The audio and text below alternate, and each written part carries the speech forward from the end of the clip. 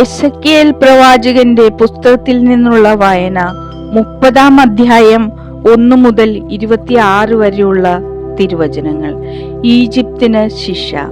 കർത്താവ് എന്നോട് അരുളി ചെയ്തു, മനുഷ്യപുത്ര, പ്രവചിക്കുക. ദൈവമായി കർത്താവ് അരുളി ചെയ്യുന്നു, നിലവിളിക്കുക, അതാ ദുരിതത്തിന്റെ ദിനം. ദിവസം അടുത്തോ, കർത്താവിന്റെ ദിനം സമാഗതമായി. അത് കാർമൂടിയ ദിവസമായിരിക്കും. ജനതകളുടെ നാശമുഹൂർത്തമാണത്. ഈജിപ്തിന്റെ മേൽ വാൾ പതിക്കും. എത്യോപ്യ കഠിനവേദനയാൽ പുളയും. ഈജിപ്തിൽ ജനം നിഹനിക്കപ്പെടുകയും ധനം അപഹരിക്കപ്പെടുകയും അവളുടെ അടിസ്ഥാനം തകർക്കപ്പെടുകയും ചെയ്യും. അപ്പോൾ എത്യോപ്യ, പുത്ത്, ലൂദ്, അറേബ്യ, ലിബിയ എന്നിവയും സഖ്യദേശങ്ങളും അവരോടൊപ്പം വാളിനിരയാകും. കർത്താവ് അരുളി ചെയ്യുന്നു, ഈജിപ്തിനെ പിന്താങ്ങുന്നവർ നിലം പതിക്കും. അവളുടെ ഉദ്ധത വീര്യം നശിക്കും. മിഗ്ദോൽ മുതൽ സെവേനെ വരെയുള്ളവർ വാളിനിരയാകും. ദൈവമായ കർത്താവ് അരുളി ചെയ്യുന്നു, നിർജ്ജന രാജ്യങ്ങളുടെ മധ്യേ അവളും നിർജ്ജനമാകും. ശൂന്യ നഗരങ്ങളുടെ മധ്യേ അവളുടെ നഗരങ്ങളും ശൂന്യമാകും. ഈജിപ്തിനെ ഞാൻ അഗ്നിക്കിരയാക്കും. അവളുടെ സഹായകർ തകർക്കപ്പെടുകയും ചെയ്യുമ്പോൾ ഞാനാണ് കർത്താവ് എന്ന് അവർ അറിയും.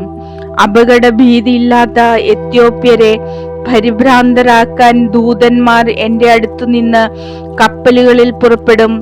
ഈജിപ്തിന്റെ വിനാശകാലത്ത് ഞാൻ പരിഭ്രാന്തരാകും. അതാ അത് വന്നു കഴിഞ്ഞു.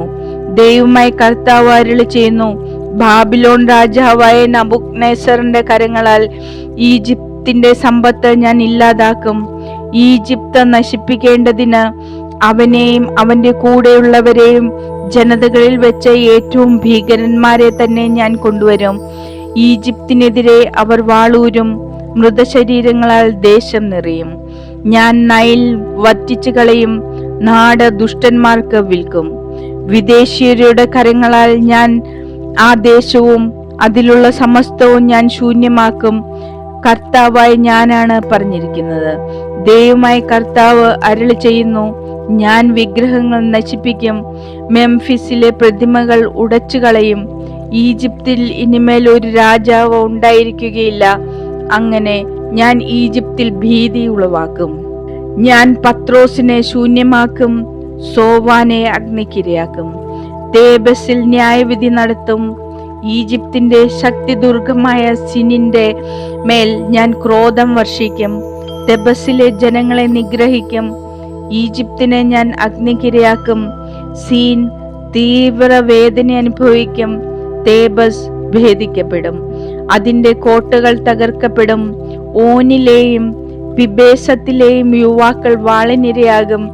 ആ നഗരങ്ങൾ അടിമത്തത്തിൽ നിപതിക്കും. തെഹഫ്നെസ്യരിൽ വെച്ച് ഈജിപ്തിന്റെ ആധിപത്യം ഞാൻ തകർക്കുമ്പോൾ അവിടെ പകൽ ഇരുണ്ടുപോകും. അവളുടെ ശക്തി ഗർവം അവസാനിക്കും. അവളെ മേഘം മൂടും. അവളുടെ പുത്രിമാർ അടിമകളാകും. ഇപ്രകാരം ഈജിപ്തിൽ ഞാൻ ന്യായവിധി നടത്തും. ഞാനാണ് കർത്താവ് എന്ന് അപ്പോൾ അവർ അറിയും. 11-ാം വർഷം 1-ാം മാസം 7-ാം ദിവസം കർത്താവ് എന്നോട് അരുളി ചെയ്തു, മനുഷ്യപുത്ര, ഈജിപ്തിലെ രാജാവായ ഫറവോയുടെ കരം ഞാൻ തകർത്തിരിക്കുന്നു. വാളെടുക്കാൻ വീണ്ടും ശക്തി ലഭിക്കത്തക്ക വിധം സുഖപ്പെടാൻ അത് വെച്ചു കെട്ടിയിട്ടുമില്ല. ദൈവമായി കർത്താവ് അരുളി ചെയ്യുന്നു, ഈജിപ്ത് രാജാവായ ഫറവോയ്ക്ക് ഞാൻ എതിരാണ്. അവന്റെ ബലിഷ്ഠമായ കരവും ഒടിഞ്ഞ കരവും രണ്ടും ഞാൻ ഒടിക്കും.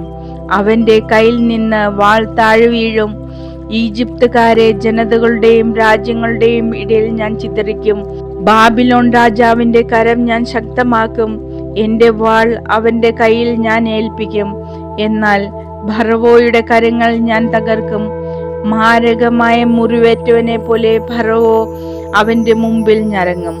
ബാബിലോൺ രാജാവിന്റെ കരങ്ങൾ ഞാൻ ശക്തമാക്കും. എന്നാൽ ഫറവോയുടെ കൈകൾ തളർത്തും. ഞാനാണ് കർത്താവ് എന്ന് അപ്പോൾ അവർ അറിയും. ബാബിലോൺ രാജാവിന്റെ കയ്യിൽ ഞാൻ എന്റെ വാൾ ഏൽപ്പിക്കുമ്പോൾ അവൻ അത് ഈജിപ്തിനെതിരെ ഉയർത്തും. ജനതകളുടെയും രാജ്യങ്ങളുടെയും ഇടയിൽ ഈജിപ്തിനെ ഞാൻ ചിതറിക്കുമ്പോൾ ഞാനാണ് കർത്താവ് എന്ന് അവർ അറിയും.